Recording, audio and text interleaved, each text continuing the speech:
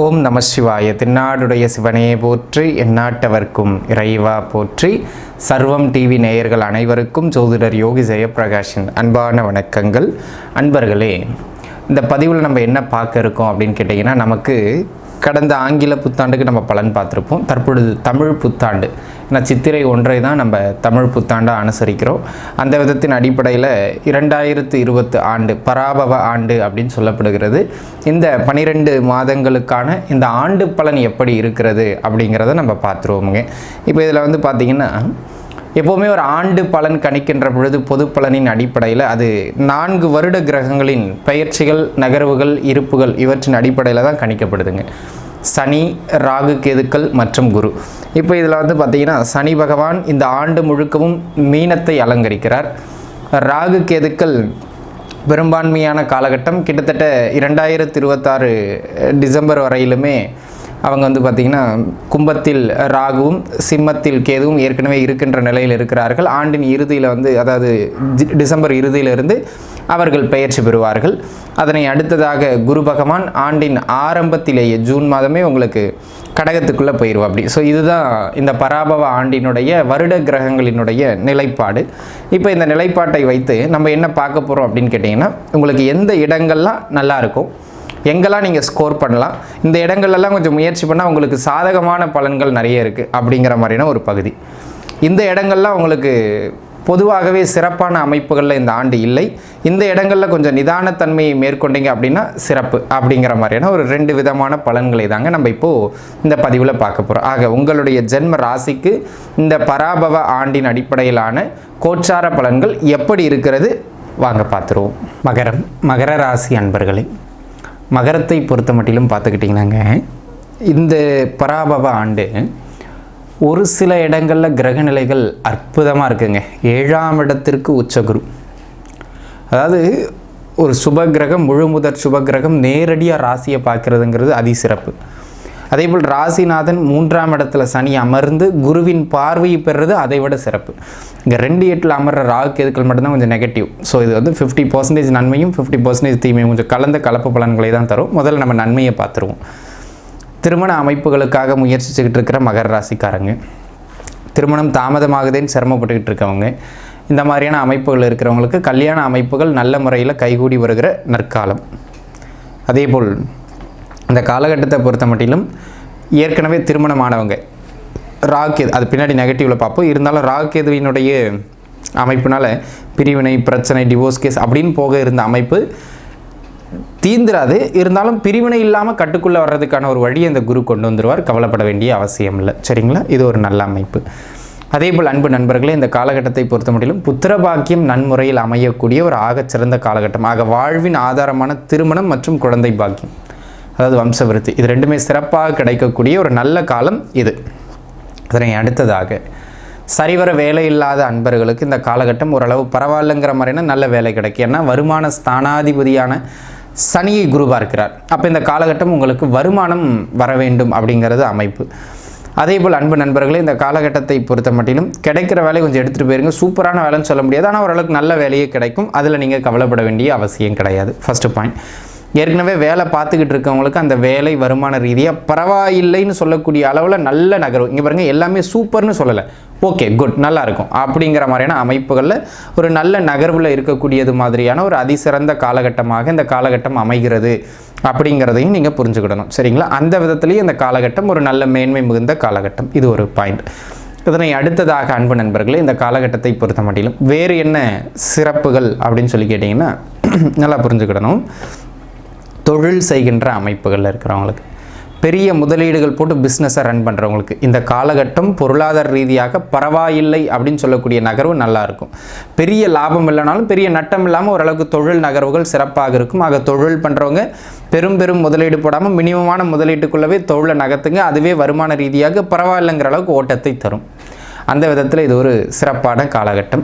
அதனை அடுத்ததாக இந்த பொது வாழ்க்கையில் இருப்பாங்க இல்லையா ஒரு சிலர், இப்போ உதாரணத்துக்கு ஒரு அரசியலில் இருப்பாங்க, சமூக ஆர்வலராக இருப்பாங்க, இல்லை சமூகத்துக்கு நல்லது பண்ணணும்னு சிலர் இருப்பாங்க. இந்த மாதிரியான விஷயங்கள் இருக்கிறவங்களுக்குலாம் அந்த நல்ல பாப்புலாரிட்டி, பேர் கிடைக்கிறது, இந்த மாதிரியான விஷயங்கள் மிக மேன்மையானதாக அமைகிறது அப்படிங்கிறத நம்ம புரிஞ்சுக்கிடணும். அந்த விதத்தில் இந்த காலகட்டம் ஒரு நல்ல மேன்மை மிகுந்ததொரு நற்காலகட்டமாக அமையப்பெறுகிறது.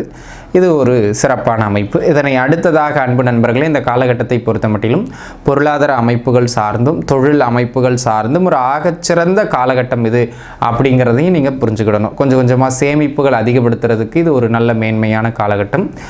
நீண்ட நாளாங்க ஏதாவது ஒரு சில சொத்துக்கள் விற்க முடியாமல் இருந்திருக்கும். அந்த சொத்துக்களை எல்லாம் விற்கிறதுக்கு இந்த காலகட்டம் சிறப்பு.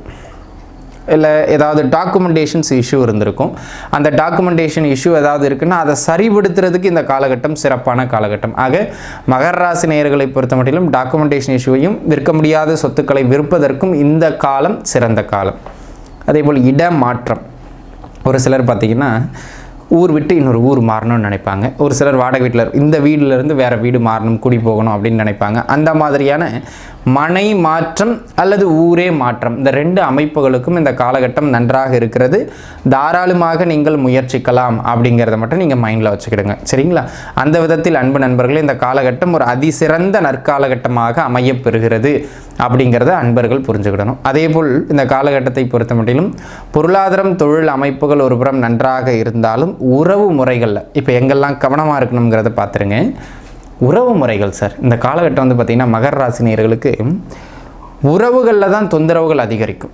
ஏன்னா குடும்பஸ்தானத்தில் ஒரு பாவர் ராகு, பாவரின் வீட்டில் ஒரு பாவர், இது சிறப்பு கிடையாது. அப்போ என்ன பண்ணணும், மன வாழ்க்கை அல்லது குடும்பத்தில் இருக்கக்கூடிய பிற உறவுகள் இவர்களோடு எதையாச்சும் ஒன்று பேசி நமக்கு பிரச்சனை வந்துடும். பேச்சால் தான் பிரச்சனையே வரும் இந்த காலகட்டத்தில் மகரத்துக்கு. அப்போ மகர ராசிக்காரங்க பேச்சில் சற்று நிதானம் தேவை அப்படிங்கிறத மைண்டில் வச்சுக்கிடணும். அந்த விதத்தில் அன்பு நண்பர்களே, இந்த காலகட்டம் மிக மிக மிக நிதானமாக இருக்க வேண்டிய காலகட்டமாக அமையப்பெறுகிறது அப்படிங்கிறத புரிஞ்சுக்கிடணும்.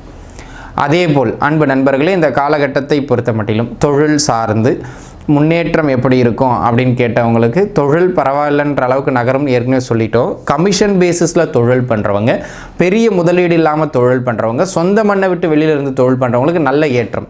ஆனால் பூர்வீகத்திலிருந்து தொழில் பண்ணுறவங்களுக்கு தொழில் நார்மல் தான். பெரிய முதலீடு போட்டிங்கன்னா மாட்டிக்கிடுவீங்க, அதில் கவனமாக இருக்கணும். கணவன் மனைவி உறவுகளில் 7ஆம் இடத்துல குரு வந்ததுனால அது பிரிவினைன்னு போகாது, ஆனால் நிம்மதி இருக்காது. அடிக்கடி சண்டை சச்சரவு, காரணமே இல்லாமல் கருத்து வேறுபாடுகள், இந்த நிலைப்பாடு நீடிக்கும். அப்போ என்ன பண்ணணும், கணவன் மனைவிக்கு இடையில் கருத்து வேறுபாடுகள் ஏற்படுகின்ற பொழுது அவ்வப்போது அதை அனுசரித்து பெருசுபடுத்தாமல் விட்டு கொடுத்து நகரணும்.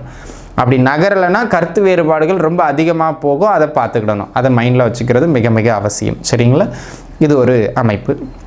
அதனை அடுத்ததாக அன்பு நண்பர்களே, கமிட்மெண்ட் கொடுக்குறதுங்க.